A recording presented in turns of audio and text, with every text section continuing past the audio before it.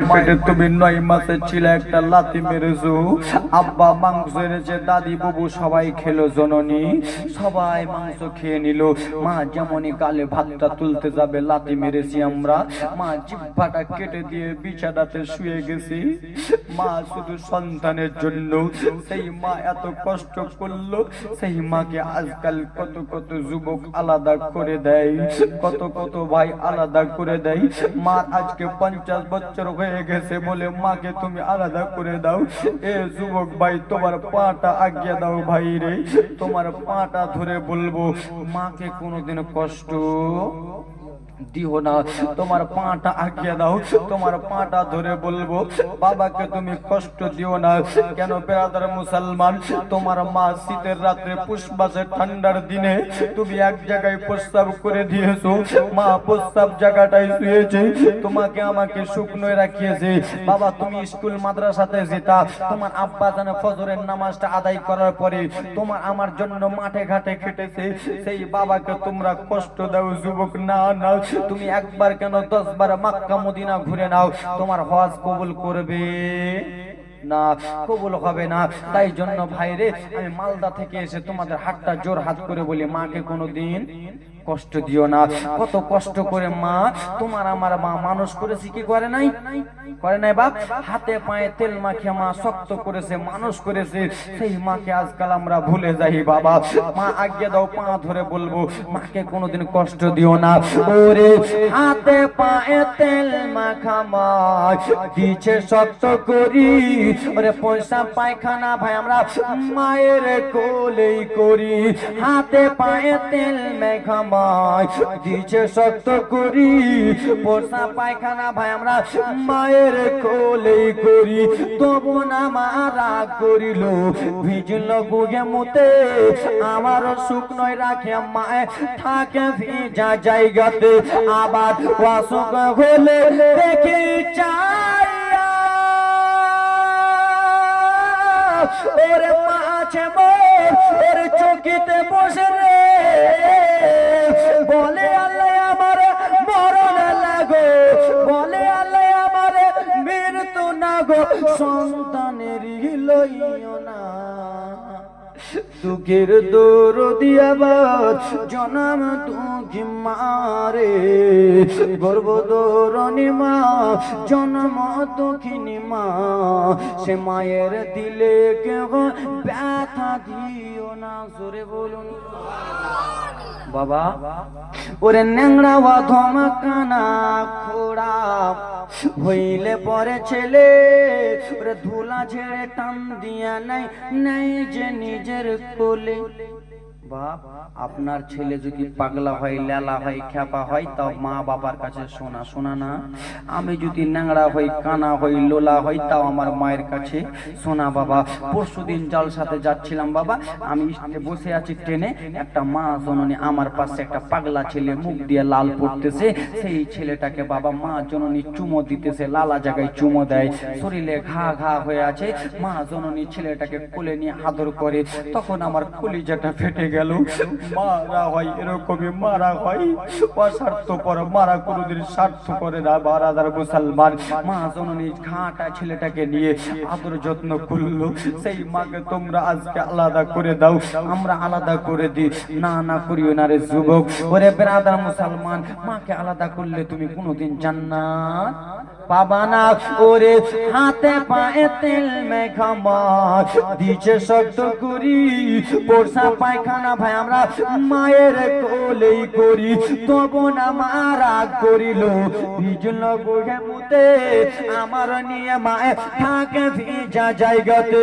অসুখ হলে দেখে চাইয়া ওরে মারাইছে মোর ওরে চোখিতে বয়ারে, বলে আলে আমার মরণ লাগো, সন্তানের লইও না। দুঃখের দরদি আমার জনম দুঃখী মা। জোরে বলুন নাড়াওয়া ধমকানা খোড়া হইলে পরে ছেলে, আরে ধুলা ঝেড়ে টান দিয়া নাই নাই সে নিজের কোলে।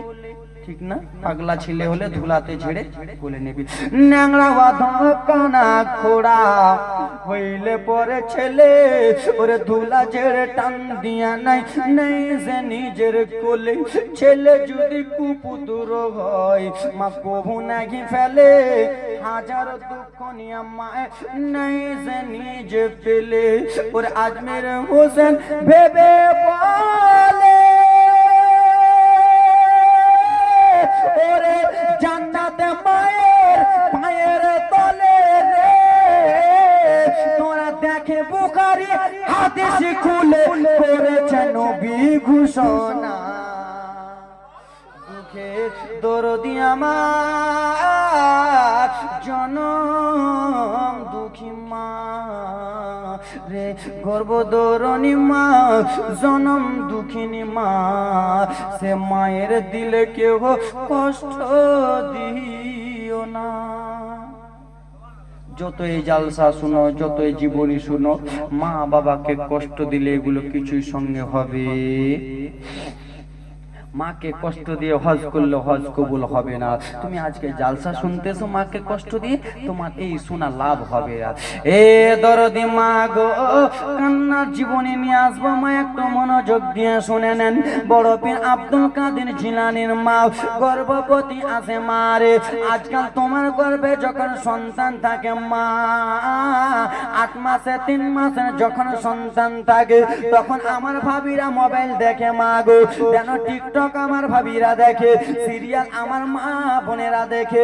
পেটে 3 মাসের ছেলে আছে, পেটে 9 মাসের ছেলে আছে, কত কত ভাবি টিকটক দেখে, কত কত আমার মা বোনেরা পেটে সন্তান নিয়ে টিকটক দেখে। কিন্তু দেখো গো, আব্দুল কাদের জিলানীর মা কোনো টিকটক দেখে না, কোনো সিরিয়াল দেখে না, সব সময় আল্লাহর কোরআন তেলাওয়াত করে, সব সময় তাসবিহ তাহলিল করে বাবা। সেই জন্য বড় পীর আব্দুল কাদের জিলানী কুতুবে সুবহানী মায়ের গর্ভ থেকে 18 পারা হাফেজ হয়ে পৃথিবীতে আসবে।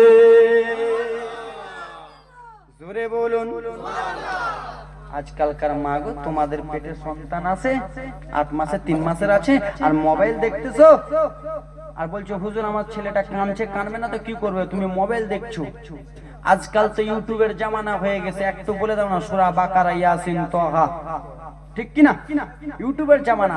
ব্রাদার মুসলমান বড় বড় মোবাইল আছে, বলে দাও না সূরা বাকারা ঘুমানোর আগে কি সূরা পড়ে, একবার বলে দাও মোবাইলে, শুনো। পেটে সন্তান আছে, সেই সন্তানটা নেককার হবে। জোরে বলুন। আমার কথা একটু বলবো বাবা, আমরা 3টা ভাই, আমি কেমন করে আলেম হলাম এত ছোট বয়সে, 7 বছর থেকে জলসা করতেছি, কেমন করে একটু মায়ের দোয়া, কার দোয়া? মায়ের দোয়া।